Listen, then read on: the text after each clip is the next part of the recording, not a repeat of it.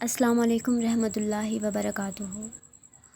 ربیع الاول کے حوالے سے سٹارٹ ہونے والی اس سیریز کا آج سیکنڈ ڈے ہے، جس میں ہم آج جو ٹاپک ڈسکس کریں گے وہ ہوگا آپ صلی اللہ علیہ وآلہ وسلم کے یوم وفات کے بارے میں۔ تو یوم ولادت کا تو کسی حد تک یہ تھا کہ زیادہ اختلاف نہیں پایا جاتا تھا، لیکن یوم وفات کے بارے میں ایک کھلا اختلاف پایا جاتا ہے، جسے آج ہم قرآن اور سنت کی روشنی سے انشاءاللہ تعالی حل کریں گے۔ سب سے پہلے ہم ایک حدیث دیکھیں گے جو صحیح بخاری کی حدیث ہے، نمبر ہے 45۔ آپ کے لیے حدیث ریڈ کر دیتی ہوں۔ ایک یہودی نے ان سے کہا، حضرت عمر رضی اللہ تعالیٰ عنہ سے کہا، ایک یہودی نے حضرت رضی اللہ تعالیٰ عنہ سے کہا کہ اے امیر المومنین، تمہاری کتاب قرآن میں ایک آیت ہے جسے تم پڑھتے ہو، اگر وہ ہم یہودیوں پر نازل ہوتی تو ہم اس کے نزول کے دن کو یوم عید بنا لیتے۔ آپ نے پوچھا وہ کون سی آیت ہے؟ اس نے جواب دیا، سورہ مائدہ کی یہ آیت ہے کہ ترجمہ، آج میں نے تمہارے دین کو مکمل کر دیا اور اپنی نعمت تم پر تمام کر دی اور تمہارے لیے دین اسلام کو پسند کیا۔ حضرت عمر رضی اللہ تعالیٰ عنہ نے فرمایا کہ ہم اس دن اور اس مقام کو خوب جانتے ہیں جب یہ آیت رسول اللہ صلی اللہ علیہ وآلہ وسلم نے پر نازل ہوئی، اور اس وقت آپ صلی اللہ علیہ وآلہ وسلم عرفات میں جمعہ کے دن کھڑے ہوئے تھے۔ تو یہ کیا چیز پتہ چلی کہ آپ صلی اللہ علیہ وآلہ وسلم نے جب اپنا آخری خطبہ دیا یوم عرفہ میں، عرفات کے میدان میں، تب جمعہ کا دن تھا، ٹھیک ہے، یوم تھا عرفہ کا، جمعہ کا دن تھا، 9 ذی الحج تاریخ تھی۔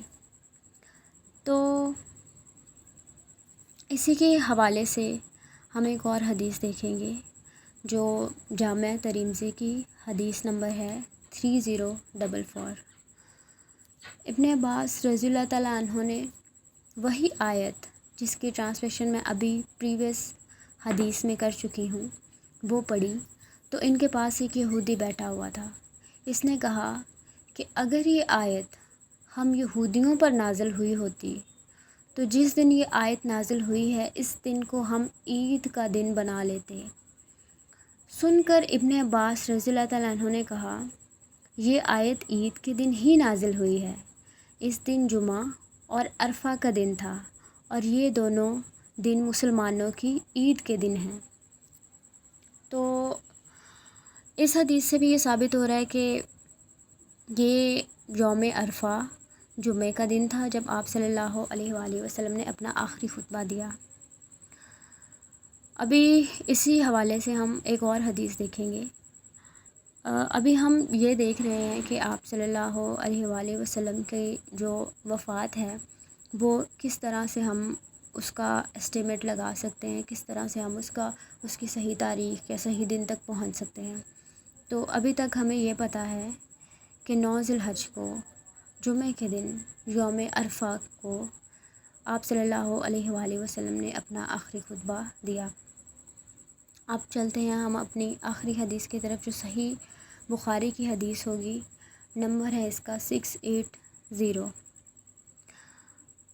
اس حدیث کو ہم ریڈ کرتی ہوں کہ ان حضور صلی اللہ علیہ وآلہ وسلم کے مرض الموت میں ابو بکر صدیق رضی اللہ تعالیٰ عنہ نماز پڑھاتے تھے۔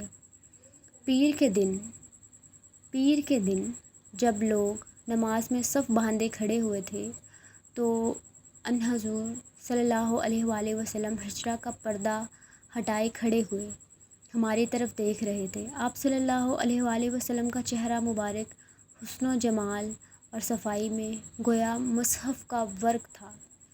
آپ مسکرا کر ہنسنے لگے۔ ہمیں اتنی خوشی ہوئی کہ خطرہ ہو گیا کہ کہیں ہم سب آپ کو دیکھنے ہی میں نہ مشغول ہو جائیں اور نماز توڑ دیں۔ حضرت ابوبکر رضی اللہ تعالیٰ عنہ الٹے پاؤں پیچھے ہٹ کر صف کے ساتھ آ ملنا چاہتے تھے۔ انہوں نے سمجھا کہ نبی صلی اللہ علیہ وآلہ وسلم نماز کے لیے تشریف لا رہے ہیں، لیکن آپ نے ہمیں اشارہ کیا کہ نماز پوری کر لو، پھر آپ نے پردہ ڈال دیا۔ بس ان حضرت صلی اللہ علیہ وآلہ وسلم کی وفات اسی دن ہو گئی۔ انا للہ و انا الیہ راجعون۔ تو یہ کس دن کی بات ہو رہی ہے؟ پیر کے دن کی بات، ٹھیک ہے، ہو رہی ہے پیر کے دن کی بات، جب آپ صلی اللہ علیہ وآلہ وسلم وفات پا گئے۔ اب یہ بات تو پتہ چل گئی کہ وہ دن تھا پیر کا، ٹھیک ہے۔ اب اس بات کا تو اکتفا ہے کہ آپ صلی اللہ علیہ وآلہ وسلم کی وفات پیر کے دن ربیع الاول کے مہینے میں ہوئی۔ اب اختلاف کس چیز کا ہے؟ تاریخ کا۔ کچھ لوگ کہتے ہیں 9 کو ہوئی، کچھ لوگ کہتے ہیں 12 کو ہوئی، اور اسی طرح جب انسان قرآن اور حدیث سے دور ہوتا ہے تو اختلافات پیدا ہوتے ہی ہیں۔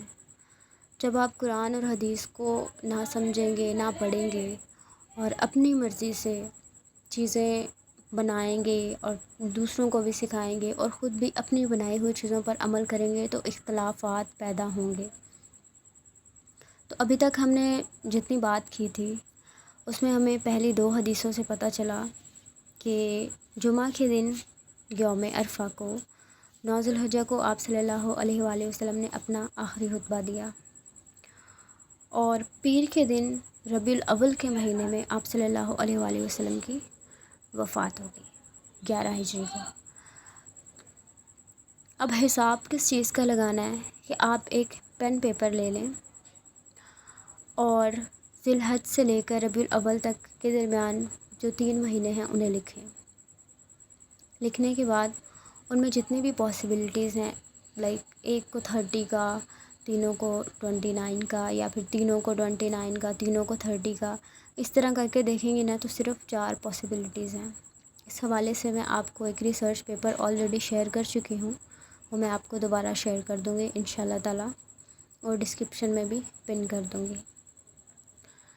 اگر آپ اس کی ترتیب لگا کر دیکھیں گے نا تو ربیع الاول کے مہینے میں کوئی بھی ایسا پیر نہیں ہے جو 12 ربیع الاول کو آ رہا ہو، چونکہ بہت سے لوگ اس چیز کا دعویٰ کرتے ہیں کہ محمد صلی اللہ علیہ وآلہ وسلم کی وفات 12 ربیع الاول کو ہوئی۔